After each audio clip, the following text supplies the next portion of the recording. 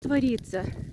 Это у котельной, выполняя распоряжение начальника котельной Петроченко Василия, забыла как его по отчеству. Посмотрите, что делается. Какой едкий черный дым застилает агрогородок Маслаки. Посмотрите, какое пламя костра. Посмотрите, какая жуткая свалка.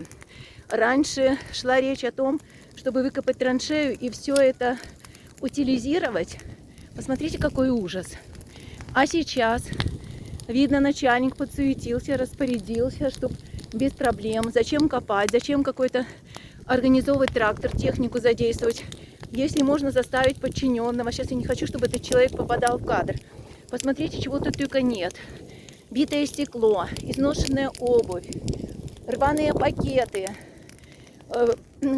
пластмассовые всевозможные предметы, всякая твань. И посмотрите, как пылает огонь. Вот я человека этого не хочу его подставлять, я его снимать не буду. Но сейчас вот в огонь всего добавляется, и огонь полыхает, что называется, отравляя полностью воздух. А Петроченко, когда ему пытаешься позвонить, он просто не берет трубку по той причине, что он заблокировал мой номер. А посмотрите, сжигается пластмасса, сжигаются прочие отходы. Наверное, падаль какая-то. Представляете, что творится? И все безнаказанно, и все в порядке вещей. Задание выдано человеку, подчиненному, и задание человек выполняет на совесть.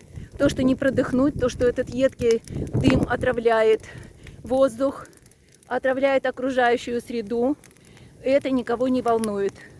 Посмотрите, какие клубы черного жуткого дыма.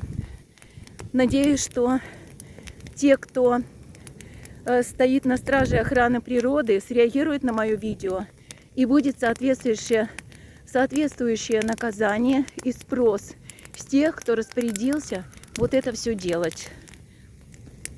К огню нельзя даже приблизиться, потому что мало того, что на улице жара, и огонь полыхает, и в огонь все время все добавляется. Посмотрите, что в огонь добавляется пластмасса. Все, что вот здесь валяется, это все намерено сжечь.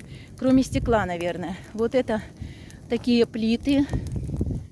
ДВП, ДСП, не знаю что. Посмотрите, какой ужас. И вонь такая, как будто здесь еще кладбище падали какой-то. Вот наша действительность, вот наше беззаконие. Когда спроса нет, тогда творю, что хочу. Вот такие вот дела.